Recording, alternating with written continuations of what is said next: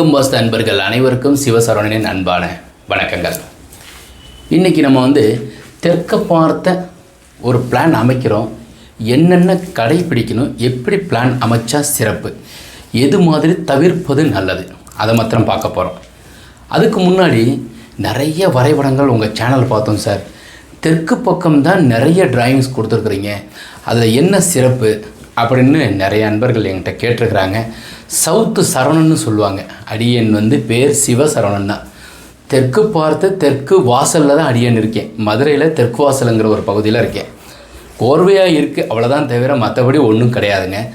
இப்போ தெற்குக்கு உண்டானது அதிகமாக நான் பதிவு பண்ணுறதுக்கு காரணம், ஒரு 25 ஆண்டுகளுக்கு முன்னாடி அடியன் இந்த ஃபீல்டுக்கு 31 ஆண்டுகள் ஆகுது. 1989 படித்து முடிச்சுட்டு வெளியே வந்தோன்னே 93, 94 ஒரு வரைபடம் அமைச்சிக்கிட்டே இருக்கும். அப்போ நிறைய வரைபடங்கள் இப்போ போட ஆரம்பிக்கிற மாதிரி அன்றைக்கி கையில் போட்டிருக்கிறோம். இப்போ சிஸ்டத்தில் போட்டு கொடுக்குறோம். பட் இன்றைக்கி வரைக்கும் அடியன் கையில் போட்டது தான் எங்கள் ஸ்டாஃப்ஸ் சிஸ்டத்தில் போட்டு எடுத்து உங்களுக்கு அனுப்புகிறோம். ஒரு 25 ஆண்டுகளுக்கு முன்னாடி ஒரு வரைபடம் ஒருத்தவர் அமைச்சு கொடுக்க சொன்னார். ஒரு டாக்டர், அவர் மதுரையில் இருக்கிறார். அப்போ அந்த வரைபடம் அமைச்சிட்டேன். அப்போ இப்போ இருக்கிற மாதிரி வாட்ஸ்அப் அனுப்புகிற மாதிரி தகவல்கள் எல்லாம் கிடையாது. ஸோ உணர்வுபூர்வமாக போடுறதுனுடைய ஒரு சாட்டிஸ்ஃபேக்ஷன் இருக்கும். உண்மையை சொன்னோம்னா அந்த ட்ரேசிங்கில் போட்டிருக்குறோம். அப்படின்னா என்னதுன்னா, அந்த ட்ரேசிங்கில் போட்டதுக்கப்புறம் அப்படியே பிரிண்ட் எடுத்துருவோம். சரிங்களா? அப்போ ட்ரேசிங்கில் நான் எழுதியிருக்கேன், டாக்டர் சார் இந்த வரைபடத்தில் பென்சிலால் திருத்தவும். ஏன்னா நான் எல்லாமே பேனாவில் போட்டுட்டேன். ஸோ இதை அப்படியே உள்ளே கொடுத்தோம்னாக்கா ப்ளூ பிரிண்டில் வெளியே வந்துடும். அதில் ஏதாவது பேனாவில் திருத்திட்டோம்னா முன்னையும் ஒரு 3.5 hours 4 ஹவர்ஸுக்கு ட்ராயிங் போடணும். இப்போ இருக்கிற மாதிரி ட்ரிம் பண்ணுறது, அதுக்கப்புறம் அண்டுகோ போட்டால் முன்னையும் வர்ற மாதிரி அதெல்லாம் கிடையாதுங்க. ஸோ அந்த காலத்தில் வாழும்போது இன்றைக்கி எனக்கு நிறைய ட்ராயிங் வரும்போது டாய்லெட்டே பெட்ரூம்னு போட்டிருப்பாங்க. ஏன்னா காப்பி பண்ணியிருக்காங்க. அன்றைக்கி அதிலெல்லாம் காப்பியெல்லாம் கிடையாது. பெட்ரூம்னு கையில் எழுதுவோம். ஸோ அப்போ ட்ராயிங் இறைவனை நினச்சிட்டு அமைக்கும்போது அது ஒரு சந்தோஷத்தை கொடுத்தது. இப்போ சமீபமாக முன்னையும் நிறைய ட்ராயிங்ஸ் நான் அப்லோட் பண்ணது ஒரு 20 years பேக் போன மாதிரி எனக்கு ஒரு சந்தோஷம். ஏன்னா ஒரு வீடு கட்டி கொடுக்குறதுக்கும் வரைபடம் ஒருத்தவருக்கு கொடுக்குறதுக்கும், ஒரு வரைபடம் என்னுடைய இறைவன் கொடுத்த பணியில் அந்த ட்ராயிங் ஒரு முழுமையாக பார்த்து ஒரு 5 குழிக்கணக்கு, ஜாதகம், கார்னர்ஸ், இன்னர் அவுட்டர் மெஷர்மெண்ட் எல்லாம் பார்த்து அவங்களுக்கு அனுப்பி வைக்கும்போது ஒரு மன நிறைவு. இறைவன்கிட்ட நான் நெதனதான் வேண்டும்போது, இறைவா என்கிட்ட கொடுத்துருக்கிற பணியை சரியாக பண்ணுறேன், என்கிட்ட வரைபடம் வாங்குகிறவங்க உங்களுடைய அனுமதியோடு நல்லா இருக்கணும் அப்படின்னு வேண்டிக்கிறேன். என்னுடைய யூடியூப் சேனல் பார்க்குறவங்களையும் இறைவன்கிட்ட நெதம் அர்ச்சனை பண்ணும்போது வேண்டிக்கிறது. அடியன் சிவபூஜை எடுத்துருக்கிறதுனால நித்திய பூஜை செய்யணும். ஸோ இது ஒரு கடமையாக செய்யலாமல் உணர்வாக பண்ணுறேன். அப்போது அந்த டாக்டர் ஒரு இரவு ஒரு 8 மணிக்கு என்னை வர சொல்லியிருந்தார். நாள் இரவு 8 மணிக்கு கொடுத்துட்டு வந்துட்டேன். அடுத்த நாள் 8 மணிக்கு போகிறேன்.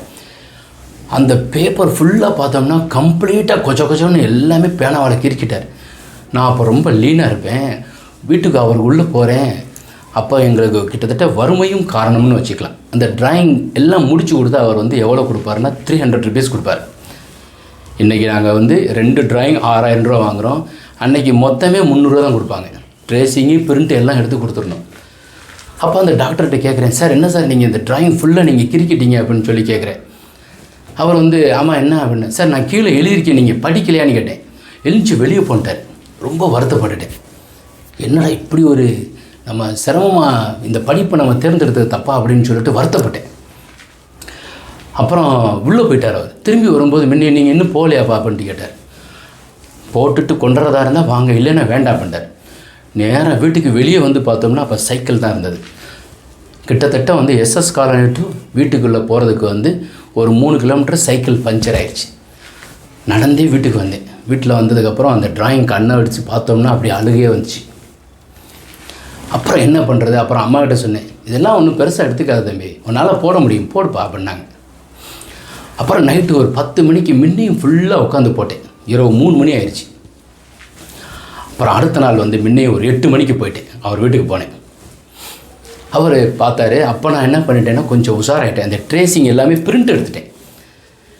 அவர் சொன்னதுலேருந்து முழுக்க முழுக்க விழிப்பு நிலை அப்படின்னு சொல்லிட்டு நிறைய தியானங்கள் சொல்கிறது வந்து 25 ஆண்டுகளுக்கு முன்னாடி கற்றுக்கொண்ட பாடம் தான் இந்த வரைபடம். அதில் முழுசாக பார்த்தேன். ஒவ்வொரு இன்ச்சு, ஏன்னா நம்ம பேனாவில் போடுறோம், லைன் கமாண்ட் கொடுத்தா லைன் வராது, லைன் போட்டால் தான் லைன் வரும். உணர்வு உபூர்வமாக போட்டேன். அப்புறம் அவர்கிட்ட கொண்டு போய் காமிச்சோன்னா அந்த டாக்டர் பார்த்தாரு. ரொம்ப பிரமாதமாக வந்திருக்கு தம்பி, அருமையாக இருக்குது, நல்லா வந்திருக்கு, நான் எதிர்பார்த்த மாதிரி. ட்ரேசிங் கொடுங்கன்னார். அப்போ ஒரிஜினல் வாங்கிக்குவாங்க, ட்ரேசிங் கொடுங்கன்னார். இல்லை சார், முதல் அதை சரி பார்த்துக்கோங்க, ஏதாவது மிஸ்டேக்னா நீங்கள் முன்னையும் அப்படின்னு சொன்னார். அப்போ அவர் வந்து உட்காருங்க அப்படின்னு சொல்லிட்டு மரியாதையாக பேசினார். அப்புறம் அவர் என்கிட்ட என்ன கேட்டாருன்னா, இதுக்கு ஃபீஸ் எவ்வளோனார். 1000 rupees சார் அப்படின்னு சொன்னேன். ஏன்னா எனக்கு வந்து வருத்தம்லாம் எக்கச்சக்கமாக இருந்தது. அன்றைக்கி ஒரு நாள் முழுவதும் எனக்கு வந்து ரொம்ப ஒரு மாதிரியாக இருந்தது. என்ன தம்பி பெனால்ட்டி வாங்குறீங்களா அப்படின்னு கேட்டார். இருந்தாலும் அவர் 1000 rupees கொடுத்துட்டு முன்னையும் ஒன்று சொன்னார். நேற்று வந்து எனக்கு வந்து ஒரு சின்னதாக வந்து ஒரு எமோஷனு, ஒரு ப்ராப்ளம் இருந்தது, தப்பாக நினைக்காதீங்க தம்பி, நேற்று நான் வந்து கொஞ்சம் கடுமையாக பேசிட்டேன் அப்படின்னு சொல்லிட்டார். அப்புறம் அந்த டிராயிங் கொடுத்துட்டு அவர் போகும்போது, தம்பிக்கு பால் கொடுப்பா அப்படின்னார். போகும்போது சாப்பிட்டு போங்க அப்படின்னு சொன்னார். இல்லை இங்கே சாப்பிட்றீங்களான்னார். ரொம்ப சந்தோஷம் சார் அப்படின்னு சொல்லிட்டு அன்னைக்கு வீட்டுக்கு சாப்பாடோடு போனேன். அப்போ வந்து மிகப்பெரிய ஒரு சந்தோஷம் கொடுச்சு. அப்போ முதல் நாள் வந்து நான் நினச்சது வந்து இந்த துறை தவறுன்னு நினச்சேன். இந்த துறையில் சாதிப்பதற்கு நிச்சயமாக இந்த வரைபடம் போதும், சரியாக போடணும். அன்னைக்கு போட்ட பிளான் தப்பானது வந்து சவுத் ஃபேஸிங் தான். எக்கச்சக்கமான கீறல்கள். அன்றைக்கி தான் ஒரு முடிவு எடுத்தேன். நிறையா சரியாக இருக்கிற ஒரு வரைபடங்கள் கொடுக்கணும், தெளிவாக கொடுக்கணும், மக்களுக்கு வந்து அதில் வசிக்கிறது அப்படின்றதுனால அவருக்கு அன்னையோட நன்றி சொல்லிட்டு வெளியே வந்துட்டு நிறைய டிராயிங்ஸ் நான் கொடுக்க ஆரம்பித்தேன். எக்கச்சக்கமாக டிராயிங்ஸ் போட்டேன். அப்புறம் இந்த 2000 வந்து எனக்கு வந்து ஒரு வாய்ப்பு வந்தது. நிறைய கட்டடங்கள் கட்டி கொடுக்குறது. நான் எந்த பகுதி போனாலும் காலனி அளவுக்கு உருவாகும், அந்த மாதிரி இறைவன் கொடுத்தாரு. ஒரு பகுதியில் ஒரு வீடு நான் கட்ட ஆரம்பிப்பேன். அதுக்கப்புறம் ஒரு 15 வீடுகள் வேலைக்கு வந்துடும். ஸோ அதெல்லாம் முடிச்சுட்டு வர்றதுக்கு 1 வருஷம் ஆயிடும். இறைவன் வந்து ஒரு பிரேக் போட்டார். கொரோனா வந்தது, இப்போ ஒமைக்ரான் வந்துருச்சு. அப்போ வீட்டில் இருந்தேன், ஓடிக்கிட்டே இருந்த கால்கள் சும்மா இல்லை. அப்போ வந்து எனக்கு வந்து ஒரு நிறுத்தம் கொடுத்தாரு. அப்போ பழசெல்லாம் டிராயிங்ஸ் எல்லாம் தட்டி எடுத்து முன்னையும் புதுப்பிச்சு எல்லா டிராயிங் வந்து சரியாக புரிகிற மாதிரி மக்களுக்கு கொடுக்கணுங்கிற ஒரு எண்ணத்தில் வந்து நிறைய டிராயிங்ஸ் கொடுத்தேன். இப்போ என்னுடைய ஒரு கேள்வி என்னென்னா, கொடுக்குறது எல்லாருக்குமே போய் சேருதா? நிறைய சப்ஸ்கிரைப்ஸ் வந்துக்கிட்டே இருக்கிறாங்க, ஃபாலோ பண்ணுறாங்க, இறைவனுக்கு நம்ம வந்து ஒரு சரியாக பண்ணிகிட்ருக்கோங்கிற ஒரு நம்பிக்கை வந்துச்சு. இப்போ சவுத் ஃபேஸிங்கில் வந்து இப்போ நிறைய என்னுடைய நான் வந்து ஒரு ரொம்பவும் கடைநிலை அப்படின்னு சொல்லுவாங்க, ரொம்ப கீழே இருந்து ரொம்ப கஷ்டத்தில் இருந்தோம். ஒரு உணவுனாக்கா காலை மாலை இரவு ஒரே வகை தான். அப்படி இருந்தது தான் 89 to 94. இன்றைக்கி வந்து ஆடைகள்னு எடுத்திங்கனாக்கா மொத்தம் வந்து சரியாக காலேஜ் படிக்கும்போது ஒரே யூனிஃபார்ம் துவைச்சி முன்னையும் போட்டு போகிற ஒரு சுச்சுவேஷனில் இருந்துட்டு இறைவன் உச்சகட்டமான ஒரு உயர்வு. 1000 times நான் வளர்ந்துருக்கிறேன். முழுக்க முழுக்க காரணம் இறைவன் தான். என்னுடைய ஒரு முயற்சி, அதில் தான் இந்த வாஸ்து. நம்பிக்கையோடு சொல்கிறேன், வாஸ்து ஃபாலோ பண்ணுவோம். வாங்க தெற்கு பக்கத்தில் இருக்கிற தவறு எது எது இருக்கக்கூடாதுங்கிறத பார்ப்போம். நண்பர்களே, சப்ஸ்கிரைபர்களே, சவுத் ஃபேஸிங்கில் இம்பார்ட்டன்ஸ் கொடுத்துருக்கிறது இன்னொரு காரணம். இறைவன் எம்பெருமான் தமிழகத்தில் வாழ்ந்திருக்கார், மிச்ச இடத்துலலாம் காட்சி கொடுத்துருக்கிறார். சவுத்துக்கு அதிகமான இம்பார்ட்டன்ஸ், நிறைய தவறுகள் அதில் தான் வருது. தெற்கு போனால் தேய்ந்து போவான், தயவு செய்து அதை நம்பிடாதீங்க. மூல நட்சத்திரத்தில் பிறந்திருந்தால் வந்து பெண் மூலம் நிர்மூலம், ஆண் மூலம் அரசாளும் கிடையாதுங்க. ஆணியில் பிறந்திருந்தால் மட்டுமே அரசாள்வன், அதுவும் வந்து பௌர்ணமியில் பிறக்கணும், இப்படிலாம் இருக்குது. அதனால் வந்து சட்டியில் இருந்தால் தானே அகப்பைக்கு வருதுக்கு. சஷ்டியில் விரதம் இருந்தால் அகப்பையில் கர்ப்பம் உண்டாகும். தெற்கு திசைக்கு உண்டான ஒரு செவ்வாய் முருகப்பெருமான். தெற்கு பார்த்த வீட்டுக்கு தவறுகள் வர்றது, அக்னி மூலையில் செப்டிக் டேங்க் 1, 2வது கன்னி மூலையில் வாட்டர் டேங்க். ஸோ இந்த கன்னி மூலையில் வாட்டர் டேங்க்னு சொல்லிட்டேன், சம்பு அல்லது போர்வெல், இந்த ரெண்டுமே தப்புங்க. இன்னொன்று சொல்கிறேங்க, தெற்கு பார்த்த வீட்டிற்கு அக்னி மூலையில் கிச்சன் போட்டோம், சரியாக போட்டுட்டோம். கன்னி மூலையில் தலைவாசல், தப்புங்க. ஸோ தவறுகள் மட்டுமே சொல்லிக்கிட்டே வர்றேன். சரியாக இருக்கிறதுக்கு அடியன் இறைவன் எனக்கு வாய்ப்பு கொடுத்து நிறைய வரைபடங்கள் உள்ள உங்களுக்கு இருக்குது. ஸோ இது மாதிரி இருக்கக்கூடாதுங்கிறது வந்து தெற்க பார்த்த வீடும் மேற்க பார்த்த வீட்டிற்கும் முன்னாடி போர் இருந்தால் தப்புங்க. ஸோ இது தெற்க பார்த்த வீடு. கன்னி மூலையில் போர் இருக்குது. கன்னி மூலைங்கிறது எது சார் அப்படின்னாக்கா, இதுதான் சவுத்து வெஸ்ட்டு, இது சவுத் ஈஸ்ட்டு. நிறைய கிராமம் சார்ந்த ஊர்களில் நிறைய வாஸ்து பார்க்க நிறைய ஊர்களுக்கு போயிருக்கிறேன், இப்போவும் போய்கிட்டு இருக்கேன். இந்த கொரோனாவில் நடுவில் கொஞ்சம் வீட்டில் இருந்தேன்னு வச்சுக்கோங்களேன். இந்த அக்னி மூலையில் கிராமத்தில் இருக்கிறவங்க அக்னி மூலையில் கிச்சன் வச்சுருப்பாங்க, கன்னி மூலையில் வாசல் வச்சுருப்பாங்க. இன்றைக்கி அதிக கடனாளியாக இருக்கிறது யாருன்னா விவசாயி தாங்க. இப்படி வீடுகள் அமைக்கக்கூடாதுன்னு நிறைய திருத்தம் பண்ணியிருக்கேன். தயவு செய்து விவசாயிகள் அனைவரும் யார் வேணாலும் நல்லா இருக்கலாம், இல்லை அதை விட உயர்வடையலாம், இல்லை நார்மலாக இருக்கலாம். ஆனால் விவசாயி மட்டும் இந்த கிராஃபில் பார்த்தோம்னா இப்படி தாங்க வளரணும் என்னுடைய ஆசை. ஏன்னா அவங்க சேத்துல காலை வைக்கிறாங்க, நம்ம சோத்தில் கையை வைக்கிறோம். அப்போ அவங்க வீடெல்லாம் இப்படி இருக்கக்கூடாது இல்லையா? ஸோ இந்த கன்னி மூலையில் அவங்க வீட்டினுடைய வாசல்கள் இருக்கிறதெல்லாம் நிறைய வீட்டுக்கு போய் மாற்ற சொல்லியிருக்கேன். ஸோ இது மாத்திரம். ஈசான மூலையில் டாய்லெட்டு கண்டிப்பாக இருக்கக்கூடாது. பின்னாடி வாயு மூலையில் அதே மாதிரி போர் இருக்கக்கூடாதுங்க. மொட்டை மாடியில் வாட்டர் டேங்க் இருக்கும்.